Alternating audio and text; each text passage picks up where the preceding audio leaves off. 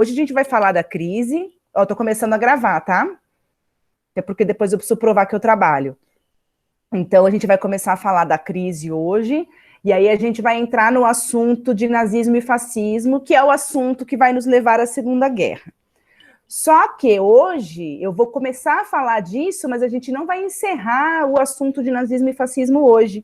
Semana que vem a gente vai voltar a falar dessas coisas e a gente vai fazer comparações com o mundo atual. E aí eu peguei um artigo de uma revista, da revista Galileu, que falava sobre o consumo de material fascista no Brasil antes da eleição de 2018. E aí a gente vai tentar fazer paralelos entre o passado e o presente. Tá bom? E aí a gente começa a Segunda Guerra depois, que eu sei que é o que vocês gostam, né? Então a gente começa a Segunda Guerra lá para o dia 23. Tudo bem? Tudo. Então a semana que vem, dia 16, ainda a gente conversa sobre a questão ideológica da construção do nazismo e fascismo. Aí dia 23 e 30 a gente começa lá a Segunda Guerra. Aí quando a gente terminar a Segunda Guerra, a gente encerra. Eu acho que provavelmente vocês vão ter aula até dia 7 só, de junho, né? Porque na outra semana eu acho que já é conselho, 12, 13, 14. E depois tem 15 dias de férias. Aparentemente, as nossas férias serão do dia 19 de julho a 30 de julho. As duas últimas semanas de julho. Tá? É isso. Bom, vamos lá, então. Vamos apresentar aqui. Tela inteira. Então, semana passada a gente começou falando de... Não começou a apresentar ainda, né? Tá começando. Começando. Vamos lá. Então a gente começou a falar de imperialismo americano, aí a gente estava discutindo o que era ser americano, né? Que aqui no nosso continente ser americano é só nascer nos Estados Unidos, então a gente começou a discutir como os Estados Unidos, desde a sua formação, da sua independência, começou a... tentou se tornar uma nação que expandia seu território e dominava outros territórios. Então eu mostrei para vocês que os Estados Unidos, no princípio, era só isso aqui, eles vão expandir tudo isso daqui, vai virar o país deles, e eles vão se expandir por outros territórios também. Então a gente falou da doutrina Destino Manifesto, que é uma crença que eles têm de que eles são um povo escolhido por Deus, o especial, que eles têm a missão divina de expandir o seu território sobre áreas menos evoluídas e povos menos civilizados, né? Então, assim, uma doutrina bem racista, e aí isso vai dar margem, né, para que eles possam se expandir o território deles e explorar o território dos outros, né? Aí aqui a gente tem a doutrina Monroe, né, quando os Estados Unidos meio que enfrenta a Europa e fala América para os americanos, ou seja, né, a Europa vai parar de influenciar no continente americano, o continente americano é deles, e isso é 1823, o Brasil tinha acabado de se tornar um país independente, né? A gente falou também da política do Big Stick, de 1904, quando os Estados Unidos começam, de fato, a interferir militarmente no país dos outros. Aí eu falei para vocês que eles participam aí de uma separação, né? Tudo isso daqui era Colômbia, eles vão ajudar a criar esse país chamado Panamá, para que eles possam se aproveitar desse território. Eles criam o canal do Panamá para poder atravessar o continente, enfim, ganhar dinheiro, ganhar tempo e tudo mais. E aí a gente também falou de como os norte-americanos tratavam a própria população negra. Vocês lembram disso? Espera que chegou alguém. Sim, sim. Kaique. Bom dia, Kaique. Estamos só revisando. Então a gente falou, inclusive o Lenin, né, lá na União Soviética, falava que os Estados Unidos era um país que se vendia como o país da liberdade, mas tratava a própria população preta como lixo. E é verdade, né, a gente tinha a segregação em muitos países, em muitas cidades e muitos estados norte-americanos. Não eram leis federais, mas existiam leis locais que proibiam as pessoas negras de fazer as mesmas coisas, de frequentar os mesmos espaços que as pessoas brancas, de sentar no ônibus e tudo mais. A gente vai falar de movimento negro depois com um pouco mais de tempo. E aí, sempre, né, toda vez que alguma coisa que ameaça o meu privilégio, o meu status, eu chamo de comunismo, né? Eu mostrei essa foto, para mim, uma das melhores fotos da história, né? Que é miscigenação racial e comunismo. Então, qualquer coisa que ameace o meu status social, o meu privilégio, é comunismo. Aí falamos da KKK, eu recomendei esse filme para vocês, eu espero que vocês assistam, é muito bom. E aí a gente começou a falar disso, desse período de entre guerras. E aí a gente foi chegar na crise. Era isso, né? só para relembrar, os Estados Unidos é um país que está muito bem, obrigada. Os Estados Unidos, depois da Primeira Guerra, tá legal, porque a guerra não foi no país deles, o território deles não foi afetado. Eles foram o país que menos perdeu gente na guerra. Em compensação, a Europa está destruída, né, perdeu muita gente. Países, né, como a Alemanha e a França perderam cerca de 5% da sua população na guerra, né, tanto civil quanto soldados. Então você tem um monte de gente que morreu, você tem um monte de família que ficou desamparada, porque o pai nunca voltou da guerra. Você tem gente que ficou inválida, sem perna, sem braço, e aí não consegue mais trabalhar direito. Então a Europa está bem quebradinha. E aí os Estados Unidos vai passar por um momento de crescimento econômico absurdo, um período de muito otimismo. Os caras acham, nossa, a guerra acabou, as guerras ficaram para trás, agora é só crescimento econômico, é só alegria. Isso para quem era branco nos Estados Unidos, né? Vamos lembrar que os pretinhos ali não podiam nem sentar no ônibus, não é verdade? Então, assim, aquele período de consumo, né, de novas tecnologias, de tecnologias que foram usadas na guerra, que agora eram usadas para a vida das pessoas, para melhorar a indústria, para melhorar a agricultura. E aí o estilo de vida americano que nasce, que até hoje a gente aqui no Brasil inveja muito, é um estilo de vida que se baseia no consumo. Então, quando a gente pensa em qualidade de vida, em vencer na vida, a gente pensa em comprar coisas, em consumir coisas, né, em poder consumir. Ter poder aquisitivo, poder comprar coisas, é o que faz de você uma pessoa bem-sucedida na nossa sociedade. Então, se você tem a possibilidade de comprar coisas, e comprar muitas coisas, e comprar coisas mais caras, quanto mais você pode fazer isso, mais bem-sucedido você é na lógica do nosso mundo. Certo? Certo. Vocês pensam assim também? Não que você acredite, mas assim, a nossa sociedade hoje ainda é assim? Ah, Acho nossa que sim. sociedade é consumista. É. Com certeza. Então, consumo significa ser bem-sucedido. Então, se Isso. você for feliz, mas você não tiver um bom carro, uma boa casa num bom bairro, não vestir roupas de marca, as outras pessoas não vão te considerar uma pessoa bem-sucedida. Isso. Bizarro. Isso é bizarro, na minha opinião. Não sei a de vocês, mas, né, enfim.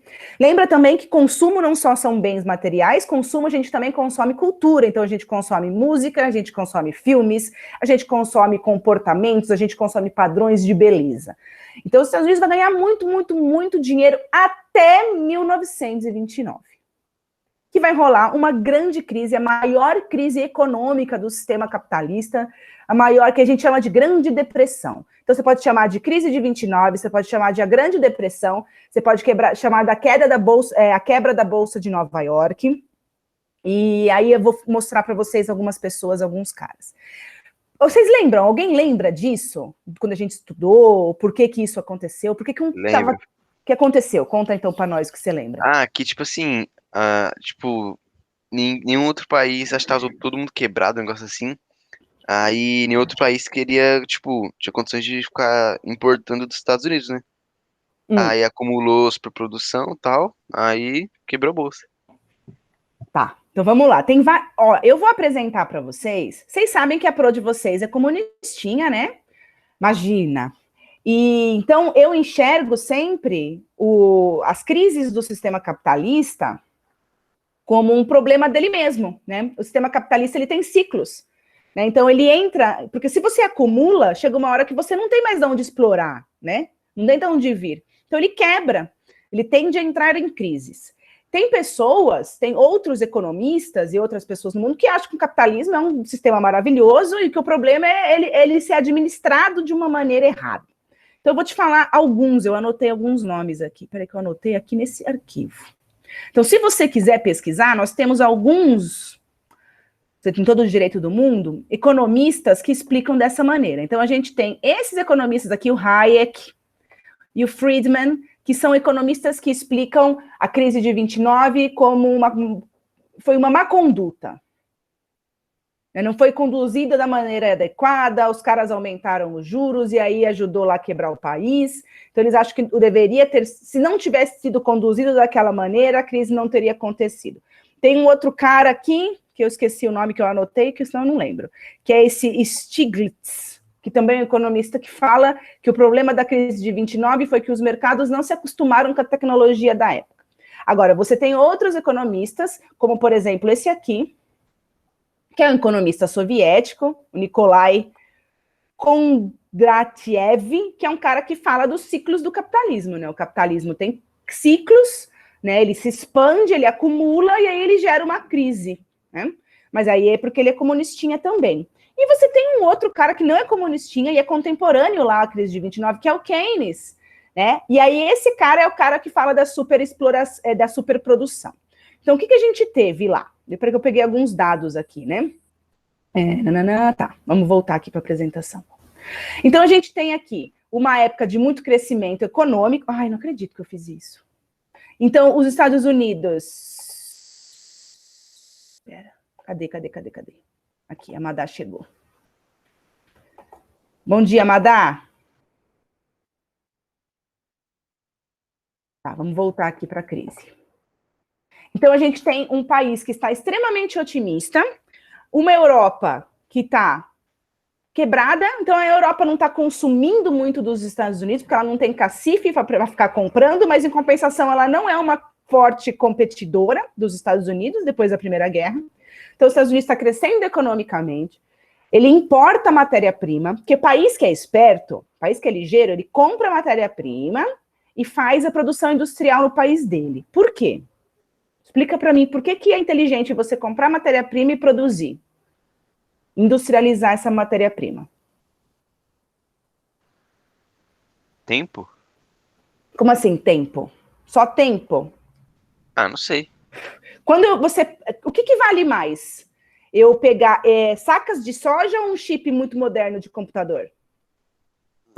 Um chip. Um chip.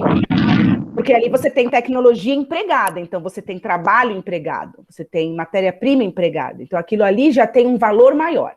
Qual que é, por exemplo, o problema do Brasil até hoje? O Brasil é uma grande fazenda, né? O nosso país é uma grande fazenda que está aqui para criar gado e plantar, e a gente vive de vender matéria-prima, basicamente. O problema é que a gente precisa vender muita matéria-prima para ganhar algum dinheiro. E aí, quando a gente precisa de alguma coisa, a gente não produz. Então, como a gente não tem uma indústria forte, a gente precisa comprar coisas do exterior, que custa muito mais caro do que a matéria-prima. Então, a gente depende muito de comprar coisas industrializadas. Por exemplo, agora que a gente está vivendo o bagulho da Covid, tem a questão da vacina. Ao invés da gente produzir a nossa vacina, a gente depende de comprar a vacina dos outros. E aí a gente vai perder dinheiro ao invés de a gente ganhar, ou pelo menos não gastar, se nós tivéssemos a nossa própria vacina. Então, o nosso país é uma grande fazenda, sempre foi. Muito bem, o que acontece agora nos Estados Unidos? O país está super otimista, muita gente, só que aí, durante os anos 20, o pessoal está muito otimista, porém já tem alguns indícios de que aquilo ia dar errado. Por quê? Na agricultura norte-americana, os caras começam a modernizar, usar equipamentos cada vez mais modernos. Quando você usa um equipamento mais moderno na agricultura para fazer colheita e tal, você não precisa de tantos trabalhadores. Então já começa a rolar um desemprego da galera do campo. A galera da grande cidade, a classe média norte-americana, não estou falando nem só das pessoas muito ricas, estou falando da classe média. Essas pessoas estão consumindo horrores, né? Vivendo uma vida assim, que é o consumo, é o estilo de vida americano. E muita gente começa a se empolgar e começa a fazer empréstimo para investir na bolsa. Vocês sabem o que diabos é isso, que significa investir na bolsa? Uhum. Então explica. Tem a bolsa de valores, né? Que é tipo mercado de ações. Aí você compra uma ação, né? E o que é uma ação? Ah, uma ação é tipo, é um documento que é, sei lá, é tipo, é errado falar que é parte da empresa, entendeu? Não é isso mesmo, é uma parte da Não, empresa. porque não é muito literal. Tipo, É uma parte da empresa no que diz respeito aos lucros, aos gastos, isso, né? é tipo Não é, um sócio, você vira. não é que você vai. É isso, você vira um sócio, não é que você vai ganhar uma sala, né? É. Aí se a empresa, tipo, valoriza, a ação sobe, você ganha dinheiro. Mas se ela Isso. desvaloriza, você perde dinheiro. Então, olha que muito louco. Então, você vai lá, você pega, por exemplo, eu tenho uma empresa. Eu quero investir na minha empresa. Então, ao invés de eu fazer um empréstimo no banco, eu tenho que pagar o banco de volta. Eu posso pôr parte da minha empresa à venda na Bolsa de Valores. Então, as pessoas vão comprar uma parte da minha empresa, pode ser 1%, 10% que seja. Eu ponho uma parte à venda e eu ganho esse dinheiro. Eu posso investir, tal, ampliar meus negócios. Só que aí, a partir de agora, as pessoas que compraram uma parte da minha empresa, elas também têm direito a uma parte dos lucros da minha empresa. Então, se a minha empresa ganhou 10 milhões, essa pessoa vai ganhar os 10% desses 10 milhões, porque ela tem direito agora, porque ela é dona, né? Ela é acionista da empresa. Então, quando você compra ações na bolsa, o que você quer é ganhar dinheiro, você quer que aquela empresa que você comprou ação ganhe mais dinheiro, lucre mais, para que você ganhe parte desses lucros. E aí, na década de 20, o povo nos Estados Unidos estava tão otimista, mas tão otimista, mas tão otimista, mas tão feliz, que até a classe média, assim, gente comum, começou a fazer empréstimo ou então hipoteca para poder investir na bolsa, para comprar ações, porque as empresas estavam ganhando muito dinheiro. Então, estava fazendo muito lucro. Vocês sabem o que é hipoteca? É você vender, acho banco, que né? seus bens, né? Para poder. Geralmente é a sua casa. Pro banco? Você faz uma hipoteca da sua casa. Então, assim, tipo, eu quero um empréstimo. Aí eu vou no banco. Aí o cara fala, tipo, eu não tenho garantia nenhuma de pagamento, mas eu tenho uma casa própria. Então, eu hipoteco a minha casa. O banco me dá o valor da minha casa, eu vou pagando de pouquinho, e se eu não pagar, ele toma a minha casa, porque a minha casa é a garantia. Isso é muito comum nos Estados Unidos, as pessoas pagarem a hipoteca. Então, se você vê filme e série, eles falam das hipotecas da casa. Você pega dinheiro emprestado e você deixa a sua casa como garantia. Todo mundo acha que os comunistas vão tomar as suas casas, mas quem toma a casa é banco. Faz um empréstimo para ver se o banco não toma a sua casa. E aí muita gente vai fazer isso. E o que acontece? Em 1929, você começa... Primeiro que você tem o desemprego do campo. Essas pessoas do campo começam a migrar para a cidade. Muitos pequenos bancos que emprestavam dinheiro para a área agrária começam a falir e fechar, porque a agricultura não está mais dando tanto dinheiro como antes. E aí começa a rolar uma insegurança por parte dos grandes bancos, porque o sentido do capitalismo é lucrar. Então o cara lucrou 1 bilhão. Ano que vem ele lucra meio bilhão, ele fala que ele está em crise, porque o sentido é lucrar cada vez mais. E para você lucrar cada vez mais, você tem que explorar alguém. Então essas pessoas que trabalham, elas têm que estar sempre trabalhando, produzindo riqueza, para que o proprietário, os bancos, os empresários lucrem com isso. Então, os bancos vão fazer uma pressão, no Banco Central norte-americano, para aumentar a taxa de juros. Você entende quando você vê isso no jornal, que os caras falam, vamos aumentar as taxas de juros? Sim ou não? Sinceramente, não. Então Nem tá vejo bom. jornal. É que não é fácil ver jornal hoje em dia, mas enfim. O que significa quando a gente fala assim, o Banco Central é a agência reguladora financeira do Brasil, É ligado ao Estado. Então, eu vou falar do Brasil para a gente falar depois lá dos Estados Unidos. Esses caras, eles controlam os juros. Juros é a porcentagem que você vai pagar a mais por mês do empréstimo ou da hipoteca que você fez. Então, quando você for no banco, você vai pegar R$100 emprestado, você não vai pagar 10 parcelas de R$10. Você vai pagar 10 parcelas de R$20, porque tem uma quantidade de juros todos os meses. E aí, no fim das contas, quando você termina de pagar o seu empréstimo, o banco ganha muito mais dinheiro do que ele emprestou. Afinal, é por isso que as pessoas emprestam dinheiro, não é de bondade, Quem dá dinheiro de bondade é só sua mãe. Ninguém mais na sua vida vai te dar dinheiro de boa vontade. Isso que nem sempre as mães dão dinheiro de boa vontade, porém elas dão mesmo assim, tá? Mas ninguém mais vai ser mamãe. O banco empresta dinheiro para ganhar mais dinheiro em cima de você a longo prazo. Então, aqui no Brasil, a gente tem o Banco Central, que é a agência que regula os juros. Então, fala assim, vocês podem cobrar de juros até tanto por cento ao mês. E aí os bancos competem entre si, quando você tem variedade de banco, para oferecer uma taxa de juros maior ou menor, para te atrair para você fazer um empréstimo naquele banco ou no outro. Deu para entender? Deu. Uhum. Tá. Então, você tem taxa de juros de empréstimo, você tem taxa de juros de cartão. Aliás, cartão de crédito é a maior taxa que eu conheço, eu acho, no Brasil. Então, dever para o cartão de crédito é a pior coisa que você pode fazer na sua vida. É a taxa de juros altíssima. Então, se você comprar no cartão de crédito e não pagar na data, os juros que você vai pagar sobre aquela fatura é muito alto. É uma das maiores taxas de juros que são permitidas, Muito bem. Então, para agradar os grandes bancos, o Banco Central dos Estados Unidos, não chama Banco Central, eu esqueci o nome que eles têm lá, permite que os grandes bancos aumentem a sua taxa de juros para ganhar mais dinheiro. Então, você pensa que toda essa população, essa classe média, gente comum, que pegou dinheiro emprestado do banco, fica assustada. E, ao mesmo tempo que isso vai acontecendo, você está tendo uma crise de superprodução. né? Você tem um monte de gente na indústria produzindo, a indústria norte-americana não era voltada para exportação, até exportava para a Europa, mas nem tanto, era uma indústria que era mais focada no próprio consumo do país, só que você começa a ter desemprego, essas pessoas não consomem mais da mesma maneira, você começa a ter produtos que não são vendidos. E se eu tenho uma empresa e eu tenho produtos que não são vendidos, o que eu vou fazer agora, se eu sou a dona da empresa? O que você faria? Vou demitir todo mundo? Você vai Abaixa demitir? o preço. Ou você vai abaixar o preço, o que vai fazer todos os preços do mercado caírem, e todo mundo vai lucrar menos. Ou você vai começar a demitir gente, que é a primeira coisa que eles fazem. Você começa a demitir gente. Porque eu não vou mais produzir a mesma coisa que antes. Antes eu produzia, sei lá, 500 por dia. Agora eu vou produzir 100 por dia, porque não está vendendo, está estocando. Se eu vou produzir só 100, eu não preciso mais de tudo isso de funcionário. Então você começa a mandar a gente embora. Só que a partir do momento que eu começo a mandar a gente embora, e essas pessoas estão desempregadas, elas não consomem mais. Porque elas não têm dinheiro para consumir como elas tinham antes.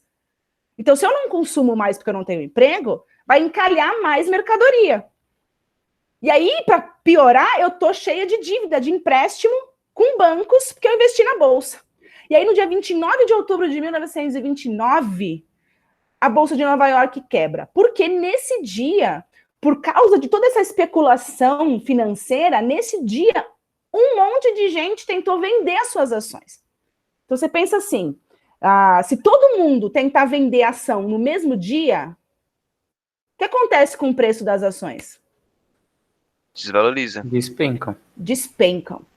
Então, assim, teve gente que pegou empréstimo para comprar ações de uma empresa, e aí todo mundo vai vender no mesmo dia. Se eu tenho muita gente vendendo uma coisa, o preço cai. É tipo você pensar, por exemplo, aqui no Brasil, você tem uma fruta que é muito barata, você vai no mercado e você compra banana, é muito barato, porque a gente produz, tem um monte. Agora, vai comprar framboesa no mercado. É outra coisa, é raro de achar, quando acha custa caro porque é importado ou porque vem do sul, sei lá eu. Então, quando você tem ações, todo mundo querendo vender ação no mesmo dia, e você não tem nem comprador, o preço despenca. Então, aquelas empresas passaram a não valer nada, e aí um monte de gente que tinha feito empréstimo em banco, hipotecado a casa, para investir na Bolsa, perdeu tudo, porque todo aquele dinheiro que ele investiu, ele perdeu, porque aquela ação, aquela empresa não vale mais nada. Então, a Bolsa quebra. Perderam, acho que num dia, no dia 29 de outubro, acho que foram 30 bilhões de dólares que todas aquelas empresas deixaram de valer. E todas aquelas pessoas que colocaram dinheiro nisso, perderam o dinheiro delas. Só que elas continuaram ferradas, porque elas tinham empréstimos no banco, elas tinham hipotecado a casa delas, elas tinham perdido o emprego. Então, os Estados Unidos quebra. Só que os Estados Unidos é a maior potência econômica do mundo em 1929. Então, o problema deles quebrarem é que vai gerar repercussão no mundo inteiro. Por exemplo, aqui no Brasil, os Estados Unidos era o maior comprador de café do Brasil, né? Era o nosso produto. Ainda é uma das coisas que a gente mais produz. Então, a partir do momento que os Estados Unidos entram em crise, eles não vão mais ficar comprando café nosso. E a partir do momento que eles não compram mais café nosso, o Brasil também entra em crise. E lembra que é em 1930 que o Vargas consegue dar o golpe, derruba lá os cafeicultores. Porque os cafeicultores começam a perder dinheiro e perder poder. Então, a crise nos Estados Unidos vai ter reflexos no mundo inteiro. Eu já mostrei para vocês a fotinho dos caras queimando café aqui no Brasil? Já. Ô, professora, teve uma época que não tem um presidente que pegou dinheiro da conta do banco dos outros? Alguma coisa assim? Esse é o Collor. Ah, Se tá. tudo Eu der achei que certo, tinha a gente acontecido chega tudo nele. tudo na mesma época. Não, o Collor é 92. O Collor eu tenho memórias pessoais, que eu já estava viva nessa época. Eu era criança, mas eu já estava lá. E eu lembro dos meus pais assistindo o impeachment do Collor na televisão. Eu espero que a gente consiga chegar nesse assunto no fim do ano. Tranquilo. Aqui, ó. Porque aqui no Brasil o preço do café cai, porque assim, você tinha muito café para vender. De repente, o cara que mais comprava café não compra mais. Então, o preço do café vai para o saco. Os cafeicultores aqui no Brasil não aceitam. Tipo, não vamos vender. Então, como é que eu faço para melhorar o preço do meu café? Como eu tenho muito café, e porque eu tenho muito ele vale pouco, eu vou queimar café para tornar a mercadoria escassa de novo para o preço subir novamente. Então vai ter queimas de sacas. Isso aqui já é na época do Vargas. Então você percebe que a crise de 29, além do Brasil ter as próprias tretas, a crise de 29 deixa os cafeicultores em crise e também abre espaço para o Vargas ter apoio político ali naquela época para ele dar um golpe lá e acabar com a República lá do café com leite. E isso vai ter reflexos em outros lugares do mundo também, não só no Brasil, né? Então eu falei para vocês também, se vocês puderem assistir esse filme A Grande Aposta, eu sei que não é nada a ver com a crise de 29, é uma outra crise norte-americana, que são uns caras que eles manipulam os bancos de tal maneira para ganhar dinheiro que eles quase quebram o mercado imobiliário norte-americano. É muito louco, e é fato real, assim, não é da minha cabeça. Alguém falou alguma coisa aqui? Não, pode falar. Sobre o café lá. É grão e, tipo, demora muito tempo para vencer. Por que os caras queimaram? Não era só estocar e vendendo de pouco a pouco? Mas aí você tem muito. Quando você tem muito de uma mercadoria, o preço cai. Porque é abundante. Mas, tipo, sei lá, escondessem não, mas sabe? Tipo, literalmente vendessem de pouco a pouco, sabe? Indo revendendo para manter o preço alto. Mas a plantação continuou. Você vai estocar aquilo, ele vai ter café da natureza, né? Então, assim, por mais que ele já esteja torrado e tal, ele é uma coisa da natureza. Então, ele tem, como é que fala, gente, quando a gente apodrece, né? Estraga. Então, mas ele tem um tempo ali para isso. E você continua produzindo café. E era muito café. Não era pouco café. Até hoje a gente produz café a rodo. E a gente não toma o melhor do café, a gente exporta o melhor do café e toma o café com casca. Então você imagina que gostoso que não é o café que a gente vende para outro lugar, né? Então, quer ver, ó, uns tempos atrás teve tomates. Deixa eu ver. Teve um tempo atrás, eu acho que era governo Dilma, que o preço do tomate foi lá para frente. Tava muito caro o tomate. Meu Deus do céu, crise, preço, tomate, jogar fora. E aí tinha os produtores de tomate, aqui, ó, do Espírito Santo. Isso foi em 2015, ó. Foi antes da Dilma cair. Olha, a minha memória tá boa hoje. Então, olha só, com um preço baixo, produtores descartam 20 mil caixas de tomate. Então, assim, tem tomate para dedéu. Sobrou muito tomate.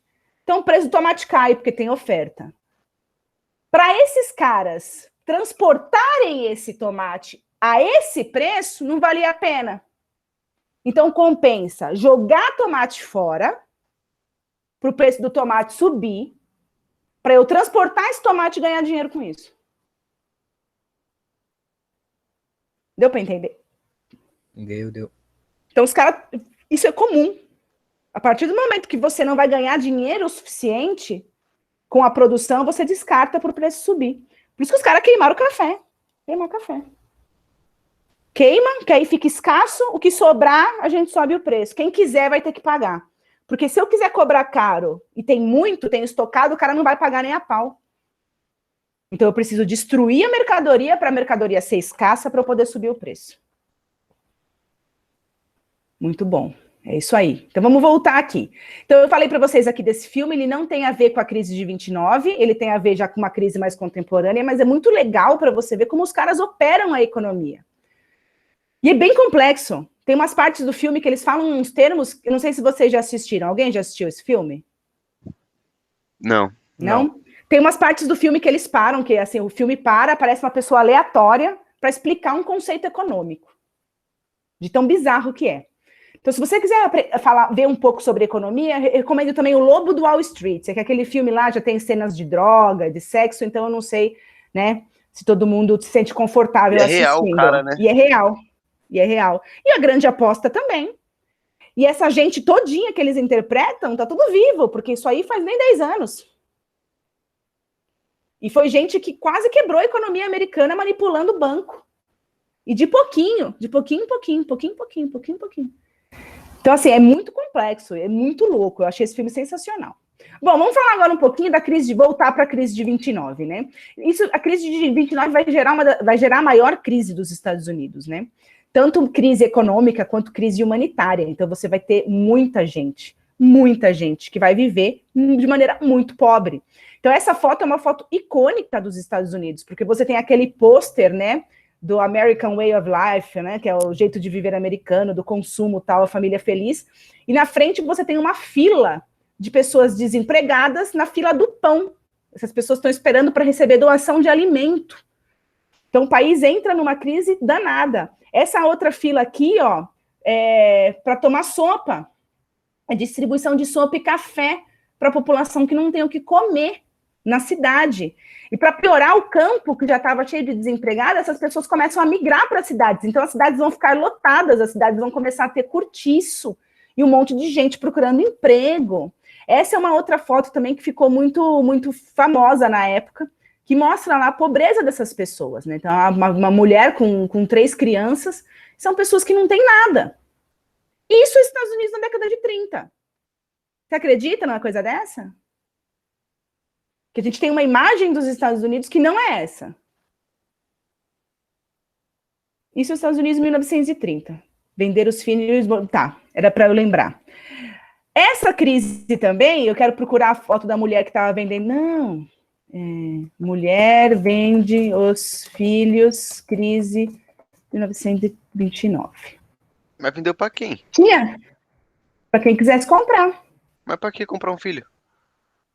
Ah, você compra, vai, a pessoa trabalha para você, né? Mão de obra escrava, aqui, ó. Então, aqui, ó, 4 crianças para venda, né? Perguntas, aqui, ó. Então, tem 4 crianças, a mulher está escondendo o rosto, óbvio, né? Vergonha, e, enfim. Ela está vendendo os filhos. Porque ela não tem, acho que provavelmente, nem comida para dar para essas crianças, ela não tem comida para ela. Como é que ela vai cuidar dessas crianças? Essa pessoa está vendendo os filhos. Esse foi o nível que chegou a crise de 29 nos Estados Unidos, na década de 30. A década de 30 foi uma década tão ferrada que a gente vai ter até criminoso famoso. Já ouviram falar de Bonnie e Clyde? Sim. Já. Bonnie e Clyde era um casal de criminosos, né? Depois eu vou colocar um filminho para vocês verem. Um videozinho, né, do Bonnie e Clyde. Esse aqui é a Bonnie e o Clyde. Eram 2 caras que eram meio ferrados ali, década de 30, aquela pobreza e tal. E são 2 pessoas aí, é meio romantizado porque eles eram namorados, né? Mas eram pessoas que se dedicavam a assaltar, né? Viajava lá no centro dos Estados Unidos, assim, na região do Texas, Arizona, viajava, assaltava banco, começa assaltando posto de gasolina, coisas assim, depois eles vão evoluindo, vão assaltar bancos, e aí a cabeça deles vai a prêmio, né, porque eles são bandidos, né, eles matam a polícia e tal, e demora para os caras achar, eles fazem uma mega operação para achar esses caras, e eles são absolutamente fuzilados em 1934. Quando os caras acham Bonnie e Clyde, eles fuzilam. Os caras não dão nem voz de prisão. Tanto que até hoje o carro que a Bonnie e o Clyde estavam quando foi preso é conservado, né? Tem trocentos mil furinhos, né? De bala. Mas é um casal, né? E que veio dessa crise, dessa pobreza, né? Essa vida de assaltos a banco, né? Isso veio de tudo isso, dessa situação de pobreza que o país passa. Peraí, ó. Aqui o carro dos caras, ó. Está até hoje em exposição. Que foi pipocado, eles foram pipocados. E é super romantizado, né? Tanto porque eles eram um casal, tanto porque nos Estados Unidos é diferente. Porque é tipo o Lampião aqui no Brasil, quando eles faziam sax, né? O cangaço, aí é feio, mas Bonnie e Clyde é bonito. Então você tem que ter essa contraposição, né? Daquilo que é brasileiro não é bom e aquilo que é estrangeiro é. Depois eu vou colocar um videozinho do canal Nerdologia para vocês conhecerem um pouquinho mais da história deles, desses 2 caras aqui. Muito bem, voltando. Eu já falei disso. Essa mesma época também a gente vai ter a lei seca nos Estados Unidos, né? Lei seca é quando você proíbe bebida alcoólica. Quando você proíbe uma substância, o que acontece? As pessoas deixam de usar? Não, só que começa, tipo, a piratear, né? Não piratear, mas, tipo, diminuir a qualidade, pá, e vende na surdina. Exatamente. É isso mesmo. Da mesma maneira que a gente tem tráfico de drogas, porque elas são proibidas, a gente vai ter, durante os anos de lei seca nos Estados Unidos, tráfico de bebida. Isso vai gerar muito problema. Porque quando você tem uma produção ilegal, você não tem controle sobre ela, e muita gente enriquece, né? Da mesma maneira que os traficantes hoje enriquecem com o tráfico de drogas, você vai ter os gângueres norte-americanos que vão se enriquecer vendendo drogas, mas especialmente vendendo bebida alcoólica, né? Trazendo bebida alcoólica de fora do país, produzindo bebida alcoólica ilegal. E esse aí é o Al Capone, que também é uma figura famosa, é um gangster americano, que enriqueceu nessa época por causa da lei seca. Então olha quanta treta tá rolando no país dos caras, né? E nessa treta toda, como é que tudo isso vai ser resolvido? Vai começar a ser resolvido, porque os Estados Unidos vai demorar anos para sair dessa crise. Aliás, os Estados Unidos só vai sair dessa crise, de fato, depois da Segunda Guerra, que aí eles vão ganhar bastante dinheiro com a guerra, que eles sempre ganham muito dinheiro com a guerra, por isso que eles fazem bastante guerra. Eles vão começar a resolver todo esse papo com o New Deal, né? Esse aí é o presidente, o Franklin Roosevelt, que por alguma razão é nome de praça aqui no Brasil. Sabe aquela praça que os skatistas andam lá em São Paulo, na Augusta? Vocês já ouviram falar? Uhum. É esse maluco aí. Mas por quê? É homenagem? Por que a gente homenageia esse cara, eu não sei. Mas é. A Franklin Roosevelt é esse cara. Esse é o Franklin Roosevelt. Ele foi eleito presidente dos Estados Unidos durante, né, a crise. E ele foi eleito porque com a promessa de salvar a economia. E ele vai começar a trabalhar para isso, interferindo na economia. Então, veja, isso daqui era a época do liberalismo econômico. Deixe a economia fluir sozinha. Quanto mais o Estado interfere na economia, pior é. A economia não funciona porque o Estado interfere. Só que aí a economia quebrou.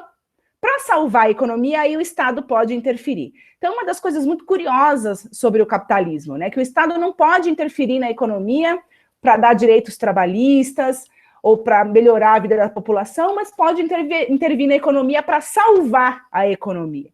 Então, como é que ele vai salvar a economia capitalista nos Estados Unidos? Ele vai começar fazendo obras públicas. Então, ele vai começar a investir em obras públicas. Construir estrada, pontes, esse tipo de coisa. Por que esse cara vai investir em obras públicas? Como é que obras públicas pode ajudar a salvar um país? Emprego, né? Bingo, emprego. E aí ele vai começar a estabelecer regras para os bancos, né? Porque deixar os bancos sem regra nenhuma fez com que o país entrasse em crise e quebrasse. Então ele vai começar a estabelecer regras para bancos. Então assim, você vai poder emprestar até tanto, né? Você não pode emprestar qualquer coisa. Você pode cobrar até tanto de juros, você não pode cobrar os juros que você quer, para impedir que as pessoas entrem, né, a população fique completamente miserável.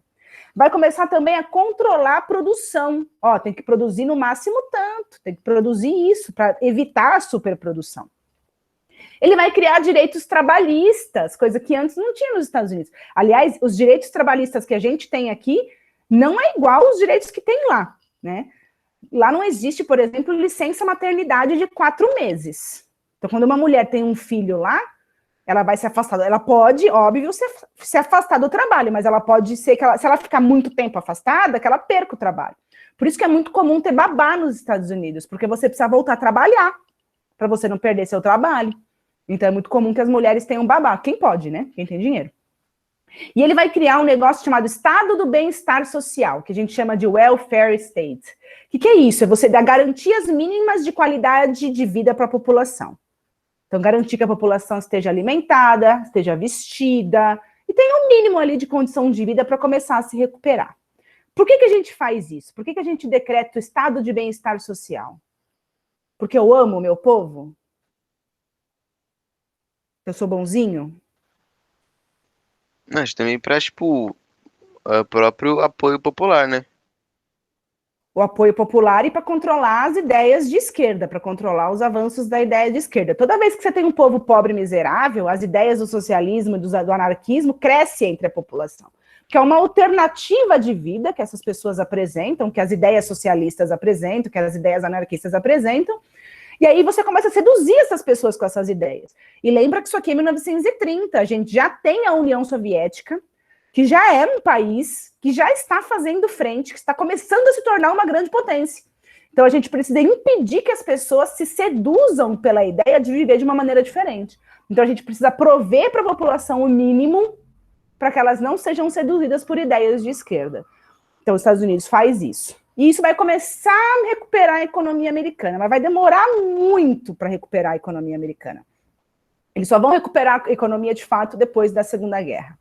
Enquanto tudo isso acontece na União Soviética, nos Estados Unidos, na União Soviética, a crise de 29 não é sentida da mesma maneira, porque a União Soviética estava numa lógica funcionar, a economia da União Soviética funcionava em outra lógica. Então, quando os Estados Unidos quebra, a Europa quebra, o Brasil quebra, a União Soviética não, porque ela tem uma outra, a economia funciona de outra maneira. Então, lá você tem o Stalin, que governa a União Soviética, a gente vai falar do Stalin mais para frente, e o Stalin é um cara que elabora planos quinquenais. Ele estabelece metas econômicas que são revistas de 5 em 5 anos.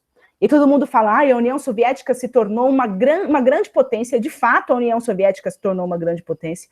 Da Revolução até os anos 30, a União Soviética vai se tornar uma grande potência econômica, industrial, que vai fazer frente à Europa e aos Estados Unidos. Tanto que a gente vai ter a Guerra Fria por causa disso, né? Porque a União Soviética, de fato, vai impor um medo, né, no bloco capitalista. Só todo mundo fala que isso foi graças aos planos do Stalin.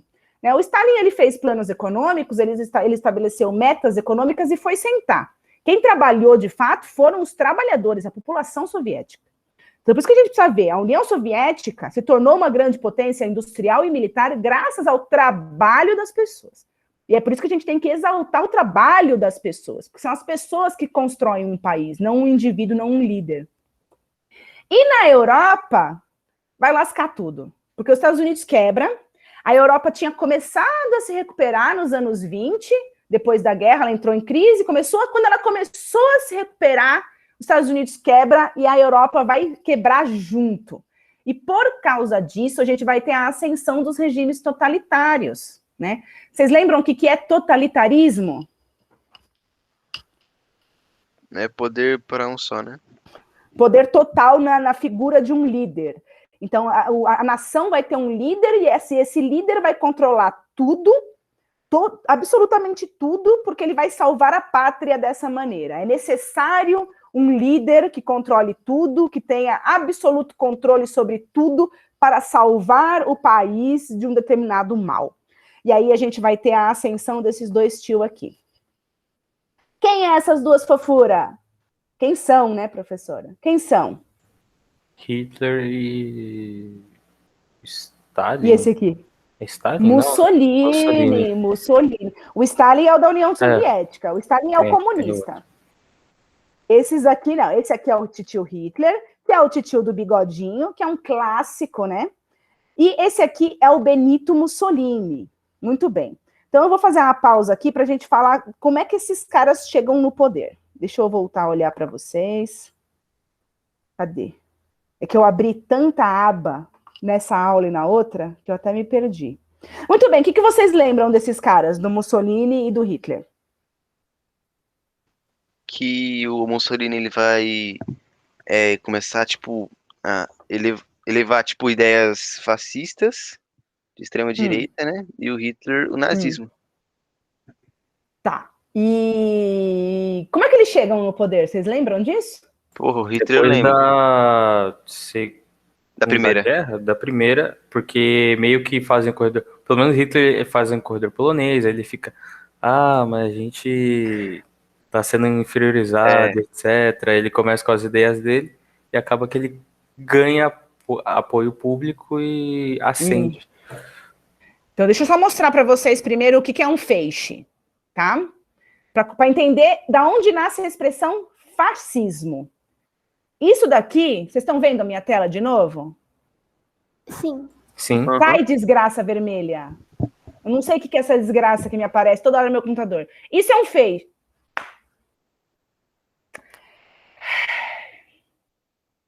Isso é um feixe, ok? Um feixe é quando você pega várias varas, né, gravetos, junta tudo, e aí você forma um feixe. A vara sozinha, ela é fraca. Se você dobrar, você quebra.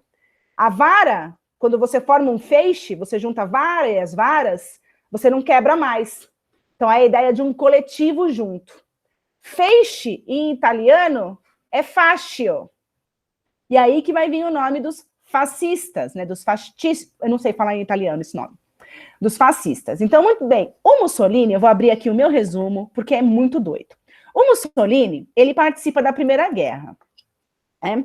E durante, né, essa Primeira Guerra, ele vai ficando cada vez mais nacionalista. E aí, quando termina a Primeira Guerra, eles vão formar, ele vai formar um grupo de pessoas aí que são esses fachos, né? Porque eles falam assim, eles vão formar um coletivo. Porque eles falam, o indivíduo sozinho é muito fraco, vamos formar um coletivo, como os fachos, né? Como as varas, que juntas formam um feixe, e aí você não quebra mais. E aí que vem o nome fascista, depois.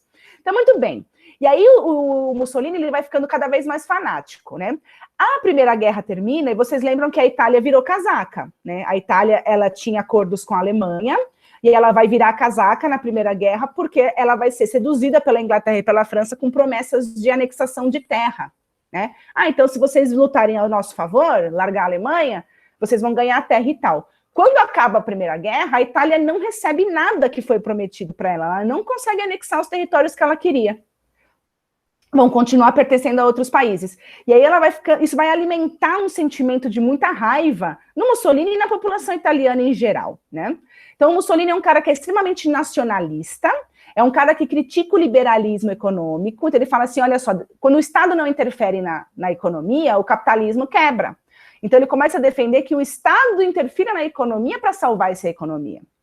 E aí, em 1920, o Mussolini e as pessoas do grupo dele começam, de fato, a também enfrentar as pessoas que são do movimento de esquerda, né, que são pessoas que têm outras ideias para o país.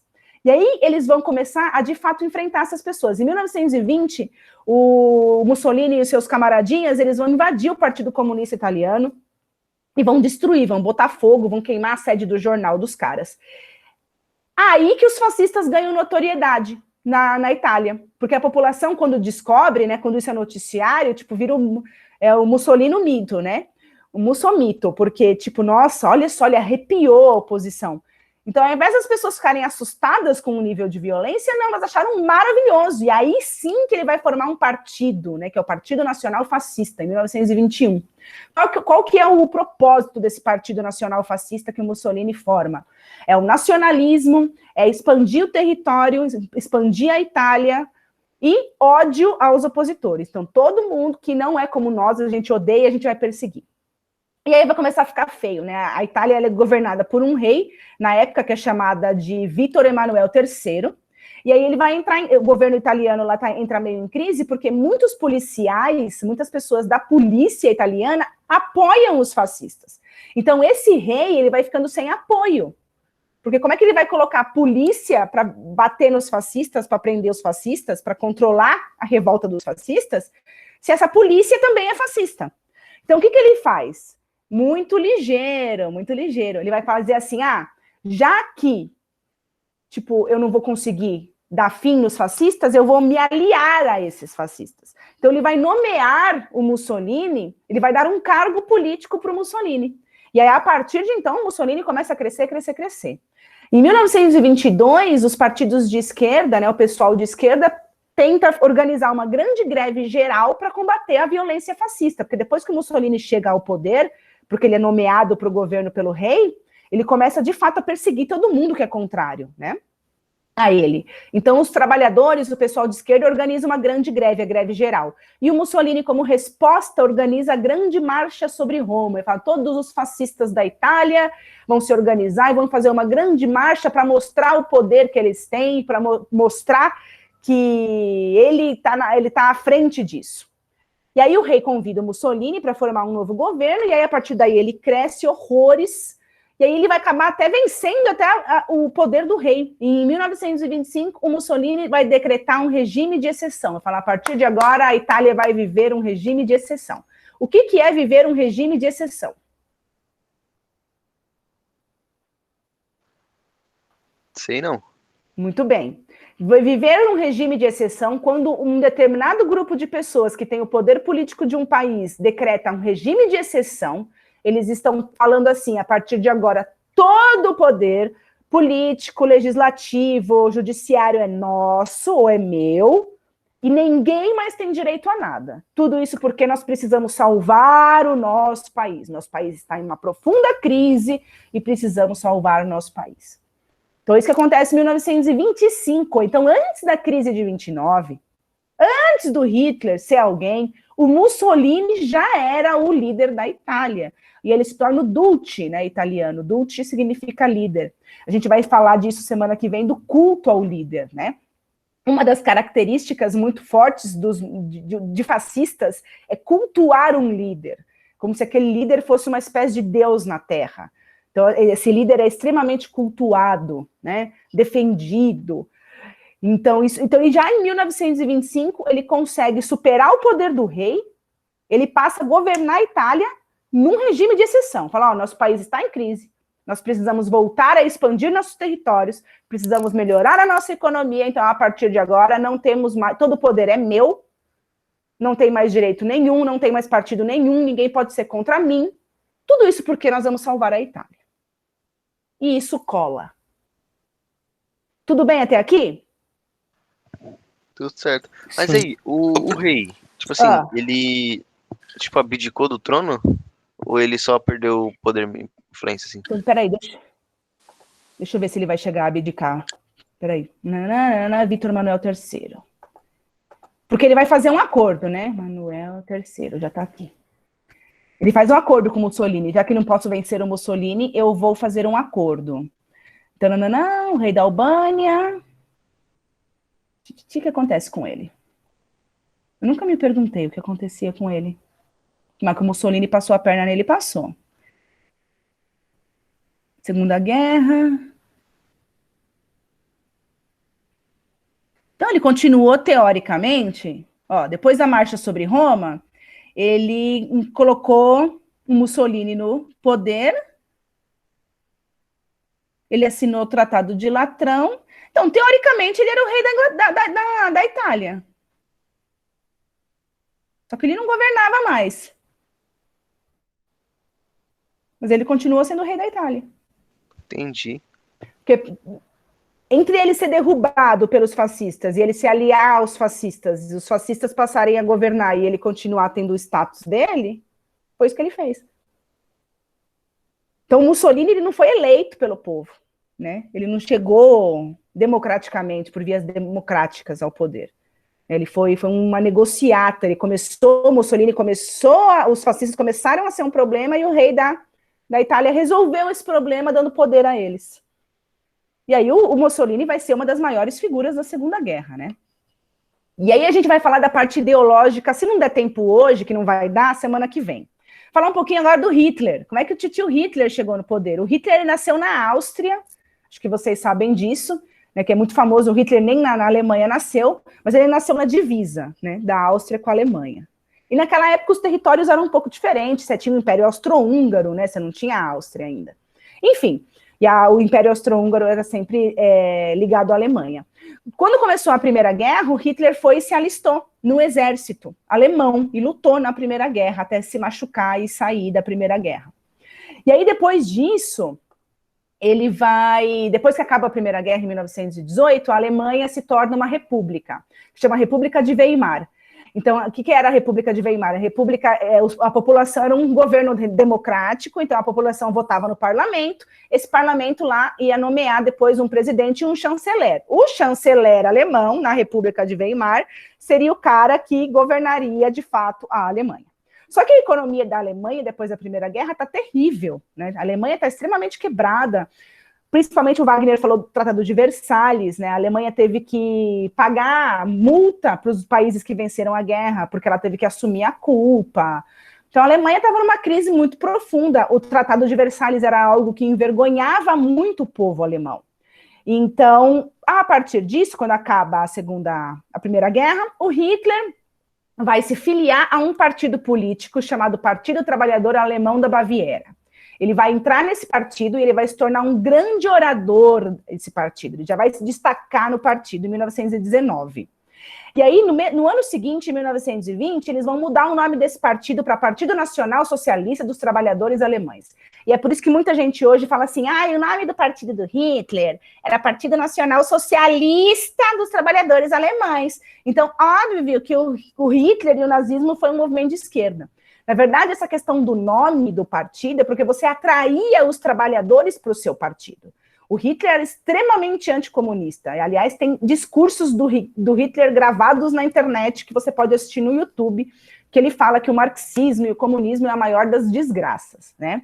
Então, a questão aí do Partido Trabalhador, do Socialista dos Trabalhadores Alemães, é porque eles vão eles vão criticar tanto o comunismo quanto o liberalismo. Eu falo, quando o Estado não interfere na economia, a economia quebra. Então, não é que eles vão deixar de ser capitalistas, mas eles vão deixar de ser liberais, eles vão defender um Estado forte, né? Então, esse partido, né, em 1920, o Partido Nacional Socialista dos Trabalhadores Alemães, já é um partido antissemita. Então, assim, a Alemanha está ferrada. Por quê? Por culpa do judeu, por culpa do liberalismo, por culpa do comunismo, por culpa dessa gente de esquerda que não faz nada, que nós perdemos a nossa Alemanha por causa disso. E aí eles vão defender o poder militar, eles vão defender um Estado forte com poder militar. Então eles vão criar uma polícia paramilitar. O que é uma polícia paramilitar? É uma polícia oficial do governo?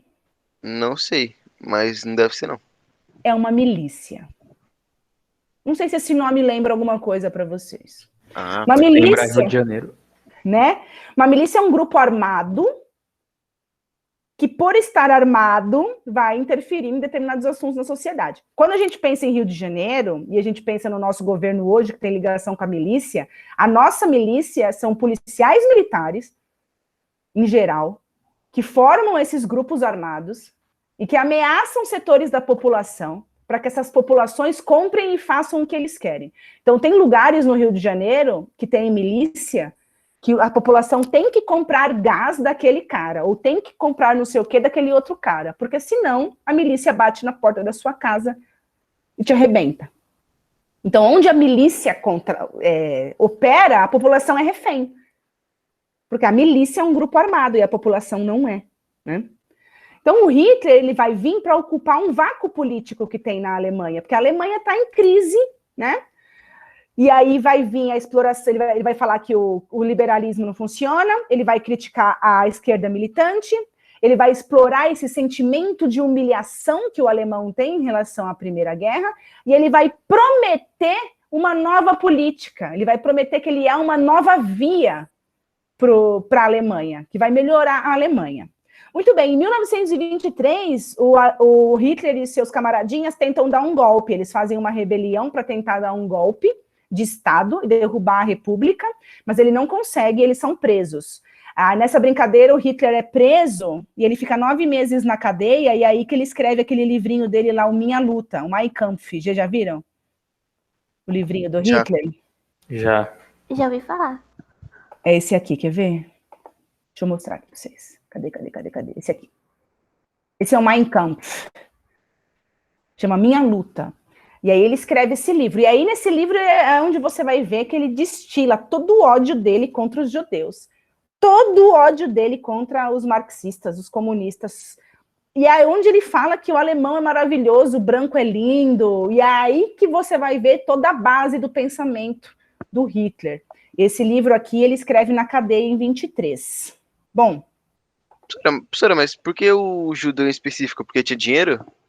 Então, primeiro porque eles vão ter a questão de raça, né? Os judeus, eles são descendentes de outros povos. Judeu é descendente de hebreu, que é um povo asiático, né? Que é um povo aqui do Oriente Médio, né? Então tem uma questão racial. E aí, por acaso, os judeus também têm muito dinheiro. Então a gente vai ver na aula que vem quanto dinheiro vai ser retirado dos judeus e que vai recuperar a economia alemã. Tem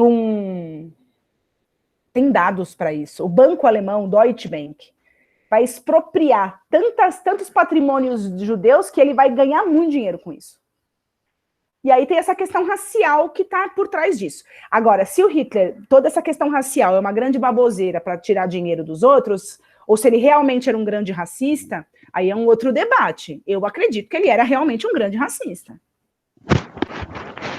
Porque você não põe pessoas você não atira na cabeça de uma pessoa e joga ela numa vala comum, que é o que ele vai fazer no Holocausto à toa. É horrível. Eles vão esterilizar os judeus.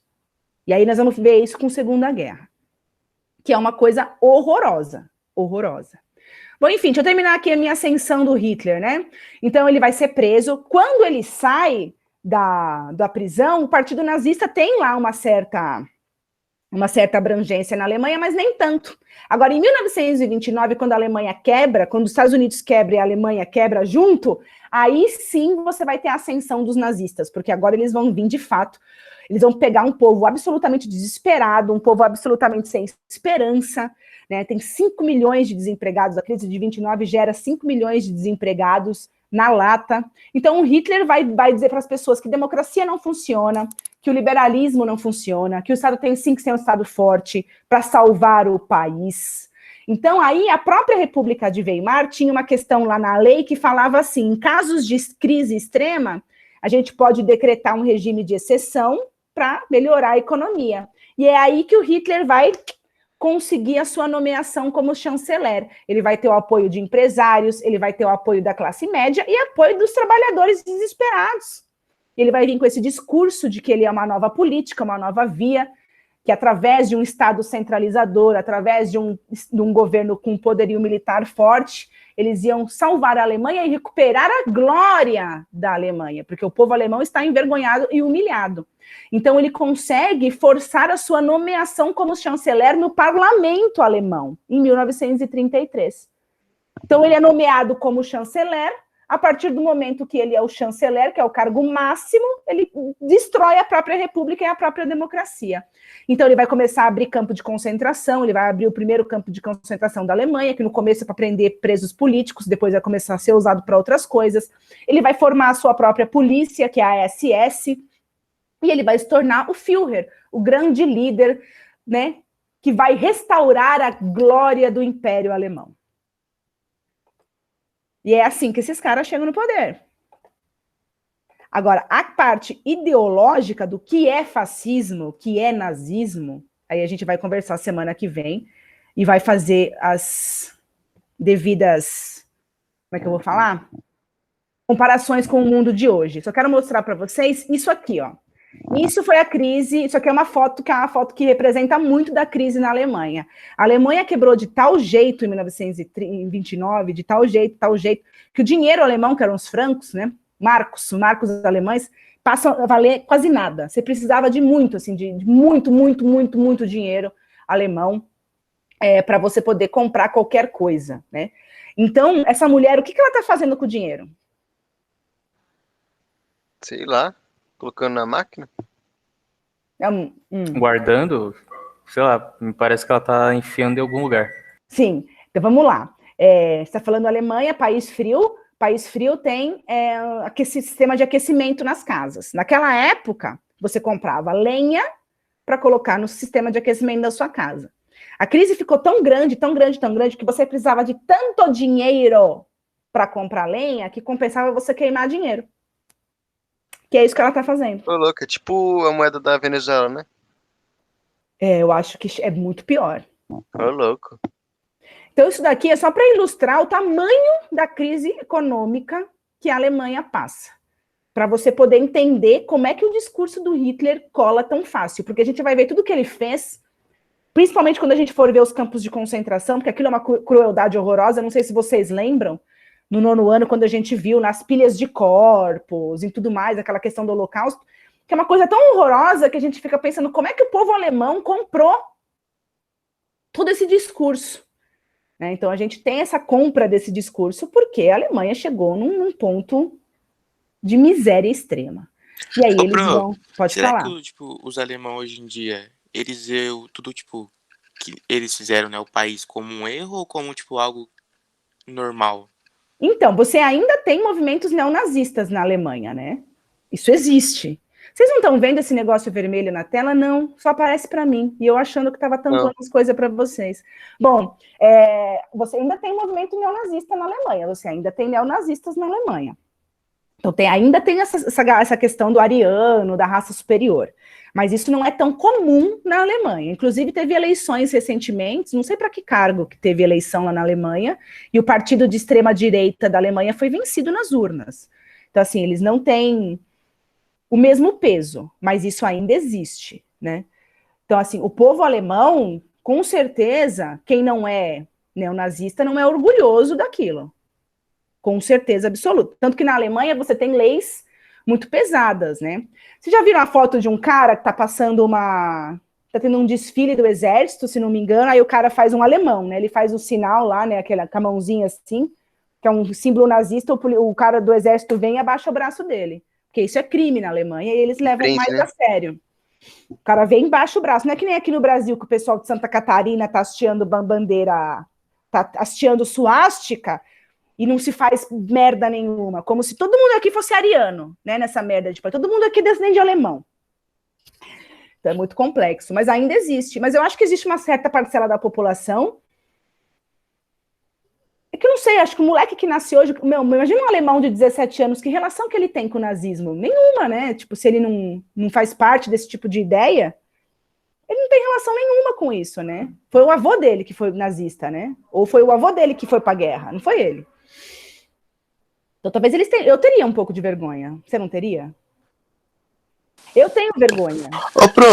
Foi a Alemanha que reconheceu um erro com alguma região da África, não foi? Foi, que ela esses doou dias. 1 bilhão pra... O quanto doou, não sei, mas... Puta, como é que é o nome do lugar da África? Namíbia? alguma coisa assim. Peraí, Alemanha... Mas agora, né? Isso mesmo. Foi agora. Então, lembra que os europeus colonizaram a África, né? Tipo, a Bélgica colonizou lá onde é a República Democrática do Congo, e na época que o Congo era belga, né? Os caras amputavam a mão das pessoas, né? Então, foi horroroso. O que a Alemanha fez também na Namíbia foi horroroso. Foi um grande genocídio. E aí, esses dias mesmo, 5 dias atrás, aqui, segundo esse jornal, a Alemanha reconheceu esse grande genocídio que eles fizeram, né? Da grande chacina do povo dessa região da África, da Namíbia. 5 dias atrás. Então, vocês vão ver também, com essa aula, a gente vai ver, assim, o Holocausto, todo o sofrimento que aconteceu. Mas a gente tem uma mania. A nossa cabeça é tão criada, né, no estereótipo, no preconceito, que o sofrimento da pessoa branca é mais sofrível do que o sofrimento dos outros. É porque o holocausto que aconteceu na Europa durante a Segunda Guerra não foi o maior holocausto do mundo. O maior holocausto do mundo foi o que fizeram com a população africana. O maior holocausto do mundo foi o que fizeram com a população nativa da América. A violência que foi feita com essas pessoas foi muito maior, né, na Olimpíada do Sofrimento do que o holocausto europeu. Mas a gente não tem esse hábito, a gente não se comove com a escravidão e com o massacre da população nativa da América da mesma maneira que a gente se comove assistindo o menino do pijama listrado. Então, o que eu proponho para a semana que vem? Para a semana que vem eu gostaria de falar um pouco da parte ideológica. Então, a gente vai entender o que é fascismo, o que é nazismo, então, o que significa ser fascista e o que significa ser nazista, porque o nazismo é uma forma de fascismo, só que ela é mais agressiva, ela é mais extrema, porque tem a questão da eugenia, né, de selecionar seres humanos que são superiores e eliminar os inferiores. E aí eu vou trazer para vocês uma reportagem de uma revista que chama Galileu, a reportagem, se não me engano, é de 2017, de antes da eleição, que é uma reportagem que falava que o Brasil tinha se tornado um país que consumia muito material fascista. Então, nós vamos trazer um pouco dessa reportagem e a gente vai comparar essas ideias fascistas da época, né, da década de 30, com as ideias que circulam entre nós hoje e para a gente tentar avaliar os impactos dessas ideias na nossa sociedade hoje. Pode ser? Beleza. Professora, Beleza. a Alemanha nazista sediou a Olimpíada, não sediou? 1936. Caraca, Quer ver? maneiro. Tem mais 5 minutinhos aqui, eu mostro para vocês já. Peraí. Em 1936, o Hitler, chanceler da Alemanha, nomeado pelo parlamento alemão, recebe as Olimpíadas. Pô, doideira, mas não teve um cara que ganhou uma corrida lá que ele era negro? Vou falar disso, ó lá. Jogos Ah, Olímpicos de Berlim, 1936, na Alemanha nazista. Então, você está vendo aqui, ó, isso aqui é um pôster das Olimpíadas de Berlim. Aí aqui está a águia, ó, que é um dos símbolos nazistas. Aí aqui está uma das regiões, né, centrais da Alemanha, toda decorada, porque isso daqui era a bandeira da Alemanha. Durante o governo nazista na Alemanha, isso aqui foi a bandeira da Alemanha. Essa é a bandeira da Alemanha. A suástica se torna o símbolo, né? E aí o Hitler quer usar essa Olimpíada, né, quer usar os Jogos Olímpicos de Berlim para demonstrar o poderio alemão e para mostrar para o mundo a superioridade da raça alemã, né? E aí ele vai ter um peso muito grande sobre os esportistas alemães para que eles vençam coisas. E aí tem a história desse homão maravilhoso, que é o Jesse Owens. O Jesse Owens é um corredor norte-americano que foi para a Olimpíada de Berlim e ele ganhou 4 medalhas de ouro, se não me engano. 3 foi de corrida e uma foi de salto em distância. E o salto distância fica entre ele e um alemão, que é esse cara que está em segundo lugar aqui fazendo o gesto. Aparentemente, esse homem que ganhou o segundo lugar aí, ele não era necessariamente um nazista, mas se você não fizesse assim na Alemanha nazista, você estava meio perdido. Então ele ganha, e é uma disputa muito emocionante, porque vai de centímetro em centímetro ali, o salto à distância, e ele vence, né? E na Alemanha nazista, um homem negro vai lá e vence, né, na Alemanha nazista. E aí o Jesse Owens, quando ele volta para os Estados Unidos, ele fala que ele não se sente humilhado pelo Hitler, que ele não se sente ignorado pelo Hitler. Ele fala, quem me ignorou foi o presidente do meu país, que era o Franklin Roosevelt, aquele cara lá do New Deal. Ele fala, quem me ignora é o povo do meu país, né? Porque aqui no meu país, eu sou preto, aqui no meu país eu não tenho direito. Então, assim, as conquistas dele foram, assim, os Estados Unidos tinham uma rivalidade com a Alemanha, então, nosso Jesse Owens ganhou 4 medalhas na Alemanha, vão esfregar isso na cara do alemão, mas aí o cara volta para o meu país e ele não tem direito a nada. E aí tem esse filme que é muito legal, chama Raça, conta a história do Jesse Owens, e é muito depressivo, porque o cara é um puta de um corredor, ele ganha, né, as medalhas na Olimpíada de Berlim, ele volta para os Estados Unidos e ele tem que entrar com a mulher dele, na festa que dão para celebrar as vitórias dele, que dão para celebrar as medalhas que ele trouxe para os Estados Unidos, ele tem que entrar pela porta dos fundos do lugar, porque ele não pode entrar pelas portas das frentes, porque ele é preto.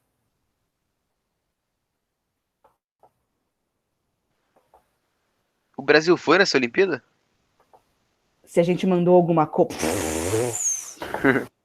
Mas não era muito perigoso do Jesse Owens ir para a Olimpíada, não? Ou para os outros países também, que tem, tipo, asiático, pá. Então, tipo, o Hitler amigou ali, fez um... Então, eu acredito que não, porque o que o Hitler queria é que as pessoas fossem mesmo para ele mostrar que o povo dele era superior dos outros. Ah, tipo, para dar um aviso. E até porque não está em guerra, né? Se você recebe um povo no seu país e você massacra esse povo no seu país, esse país vai vir para cima de você. E os outros países também vão ficar com medo de você, porque se você faz isso com um, faria com os outros, então ele teria um problema. E as Olimpíadas de 36 para o Hitler não era para atacar estrangeiros. Então, eu ia falar isso, eu acho que ele deixou de lado a violência para mostrar o governo dele em si, tipo, o nazismo. O objetivo dele não era atrair negros para matar esses negros, o que ele queria era vencer essas pessoas, para falar, tá vendo? Ó, eu tô certo, nós somos uma raça superior. Aí você me perguntou, Brasil nos Jogos de 36, o que a gente fez nos Jogos de 36? Fomos. Mandamos 94 competidores. Caralho, e ganharam porra nenhuma. Nossa, velho. Nada mesmo. Segundo a Wikipédia, é isso mesmo. Ó. Mandamos 94 competidores, 88 homens e 6 mulheres em 10 esportes. Qual foi? O Pelé não é dessa época não, né? O Pelé. Mandava o Pelé. Não, o Pelé é mais novo. Mais novo. E aí nós ganhamos 0 medalha de ouro, 0 medalha de prata e 0 medalha de bronze, totalizando 0 medalhas no total. Ia ser muito foda se no caso de Jesse Owens fosse, sei lá, um brasileiro aí qualquer, tá ligado? Ia ser muito da hora. Então, é que os Estados Unidos, por ser um país imperialista, ele também quer demonstrar poder. Então ele tem um forte treinamento e um forte investimento em esporte. Até hoje, né? Até hoje. Então, então você vai ver assim, na época da Guerra Fria, a gente vai ver os Estados Unidos e a União Soviética disputando as Olimpíadas de 4 em 4 anos, e é uma corrida. Quem ganhava mais medalha era sempre Estados Unidos e União Soviética, Estados Unidos e União Soviética. Tanto que quando tem as Olimpíadas de Los Angeles, a União Soviética não vai. Quando tem as Olimpíadas de Moscou, os Estados Unidos não vai, eles boicotam. E hoje os Estados Unidos continuam na mesma pegada usando a União Soviética, usando as Olimpíadas, só que o inimigo agora é outro, é a China. Então é China e Estados Unidos ali pau a pau disputando medalha, porque eles usam, né, das Olimpíadas como uma demonstração de poder. Eles investem nisso para chegar lá e você mostrar o seu poder. Ó, a gente tem dinheiro, a gente investe nisso, a gente vem aqui, a gente vence. Isso é uma demonstração do poder do país. Que o nosso país não tem, né, gente? O nosso país é uma fazenda explorada por meia dúzia de gente que tem muito dinheiro, muita terra, e ganha muito dinheiro. Né? E ganha muito dinheiro. Nem isso mais. Depois de 7-1, acabou para mim. Eu não admito isso. Você recebe uma pessoa na sua casa, a pessoa entra na sua casa, senta no seu sofá, põe os pés na sua mesinha e deixa um saco de merda dentro da sua geladeira e você deixa isso acontecer? Porque isso é demais. Professora, você fez alguma coisa no dia desse jogo, né? Você fez alguma comida, você convidou um pessoal, não foi? Sim. Certeza, você tá muito indignada. Mano, eu tava assistindo na casa dos meus amigos esse jogo. Quando ficou 5-0, a gente saiu de casa e foi pra rua, tá ligado? 3-0 eu já tinha falado, não, tipo assim, gente, ó, parou. O primeiro tempo acabou 5-0. Aí eu lembro que meu pai ficou puto, aí ele começou a xingar todo mundo, aí ele foi dormir. Aí o Galvão Bueno no intervalo, em tal data do Pelé, tava 5-0, eles eram pra 6-5, com certeza, né? Pelo amor de Deus. Esses caras puxam umas estatísticas do nariz, né? Aí o Neymar, ele se lesionou de propósito, certeza. Rombado. Com certeza. É porque assim, se o Brasil tivesse perdido nos dois tempos, por 3-0, 2-0, mas tivesse jogado um pouco de bola, mas o problema não foi a derrota, o problema foi 2018, a humilhação. né? 2018 foi legal. 2018 eu acho que eu nem sei se eu me lembro de ver o Brasil jogar em 2018. Eu tenho tanta vergonha foi já. Com a Bélgica. Foi bom, foi bom. E não foi aqui. Eu acho que o problema foi tomar. Foi. Mas pelo menos não foi aqui. 7-1 foi na sua casa. Tipo, você permitiu que uma pessoa entre na sua casa, abrir a geladeira, já é uma falta de educação. Agora os caras humilharam a gente, os caras fizeram cocô na nossa geladeira. Assim, mas é mó da hora quando tem evento esportivo no Brasil, né? Tipo, Olimpíada, mó show. Era pra ter sido, né? Mas a gente tinha toda uma mídia lá trabalhando pra fazer a gente odiar o PT também, né? Naquela época, os verde e amarelo não construam escola, não construam estádios, construam hospitais. Agora é o mesmo tipo de gente que tá apoiando a Copa América. Agora não quer construir hospital, né? Agora no meio da pandemia, vamos assistir jogo. Então é muito complicado as questões ideológicas no Brasil. Por isso que semana que vem a gente vai fazer uma aula especial para entender essas ideias fascistas nazistas e fazer uma contraposição com o nosso país hoje. Então, por favor, venham e participem, conversem. A gente precisa entender essas coisas. Pelo menos pensar nisso. Porque a gente reproduz muito das coisas que acontecem e não entende, né? Pois é. Falei demais hoje, né, do Hitler e do Mussolini, desculpa, que eu queria contar um pouquinho da trajetória deles, de como eles chegaram ao poder, e aí, blá, blá, blá, blá. Cansei. Alguém quer falar alguma coisa? Fazer uma pergunta? Não, tranquilo. Tranquilo? Pelo menos eu sei que tem 3 pessoas aí. Que estão vendo, né? Então tá, porque falar sozinho é muito triste. Foda. O Danilo já até ligou o microfone ali. Eu já não vejo ninguém. E aí vocês não falam, eu tenho a impressão que eu tô falando sozinha, é deprimente, gente, é muito deprimente. Muito deprimente. Mas às vezes é bom falar sozinho. Não. E vacina, mas isso eu já faço. Vacina eu vou tomar, se tudo der certo, de acordo com o calendário, eu vou tomar a partir de 21 de julho. Meu primo tomou, ele tem 23, eu acho. Ele é gordo. Falaram aí que vão vacinar todo mundo maior de 18 aí até outubro, aí eu faço 18 só em dezembro. Eu também faço novembro. Uma sacanagem, mano.